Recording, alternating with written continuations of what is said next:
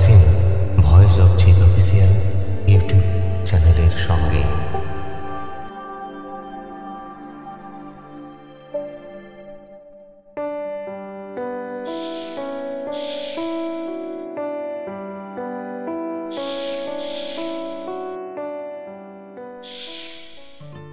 এক মধ্যবিত্ত পরিবারের ছেলে মাধ্যমিক পরীক্ষায় 95% নম্বর পেয়েছে।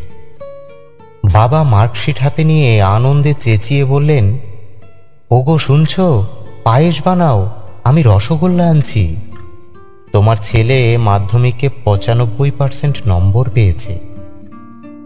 মা রান্নাঘর থেকে প্রায় দৌড়ে এসে বললেন, কি বললে, আমাকে দেখাও।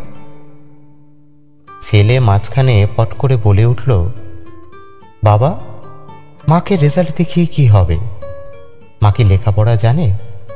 মা তো আঙুল ছাপ, নিরক্ষর, মার্কশিট পড়তেই পারবে না। মায়ের চোখ ভিজে উঠল। আঁচল ঢাকা দিয়ে রান্নাঘরে চলে গেলেন পায়েস তৈরি করতে। ছেলের কথা শুনে বাবা বললেন, হ্যাঁ রে, এটা সত্যিই তোর মা পড়তে পারে না।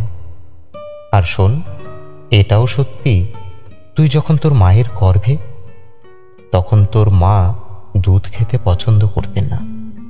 তা সত্ত্বেও শুধু তুই যাতে সুস্থ থাকিস, তাই 9 মাস প্রতিদিন দুধ খেত শুধু তোরই জন্য। কেননা ও নিরক্ষর ছিল।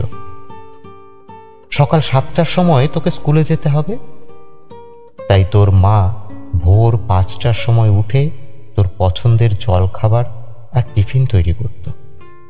কেননা ও নিরক্ষর ছিল। যখন তুই রাতে পড়তে পড়তে ঘুমিয়ে পড়তিস, তখন তোর মা তোর সব বই খাতা তোর ব্যাগে সাজিয়ে রেখে নিচে শুতে যেত। কেননা ও নিরক্ষর ছিল। তোকে ভালো ভালো জামা জুতো দেওয়ার জন্য আমাকে জোর করত, আর নিজে 2টো শাড়িতে বছর পার করে দিত। কেননা তোর মা নিরক্ষর ছিল।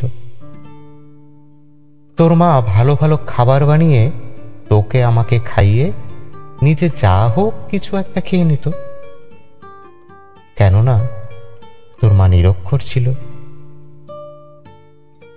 এই কাগজের টুকরোতে যে নম্বর তুই পেয়েছিস, তা তোর মায়ের দান জেনে রাখিস। সেই দিক থেকে ধরতে গেলে তোর মায়ের ডিগ্রি PhDর ওপরে, আর তুই বলছিস নিরক্ষর। তোর মা সবচেয়ে বেশি ডিগ্রিধারী শিক্ষক। যা, মায়ের পা ধরে ক্ষমা চেয়ে আয়। ছেলে বুঝতে পারল সে কত বড় অন্যায় করেছে, মায়ের বুকে কতটা আঘাত করেছে। সে কাঁদতে কাঁদতে রান্নাঘরে ঢুকে গেল। অনেক সন্তানই নিজেদের মা বাবাকে অপমান করে, ছোট ছোট কারণে রাগ দেখায়, অভদ্র ভাষা ব্যবহার করে কথা বলার সময়। তাদের একবার ভেবে দেখা উচিত যে মা বাবা তাদের জন্য কত কষ্ট সহ্য করে নিজেদের ইচ্ছে, শখ, আয়েশি জীবন সব অভিলাষ জলাঞ্জলি দিয়ে অবদমন করে বহু আত্মত্যাগের মধ্য দিয়ে সন্তানকে মানুষ করে তোলেন। সন্তান প্রতিষ্ঠিত হলে তারা কত খুশি হন।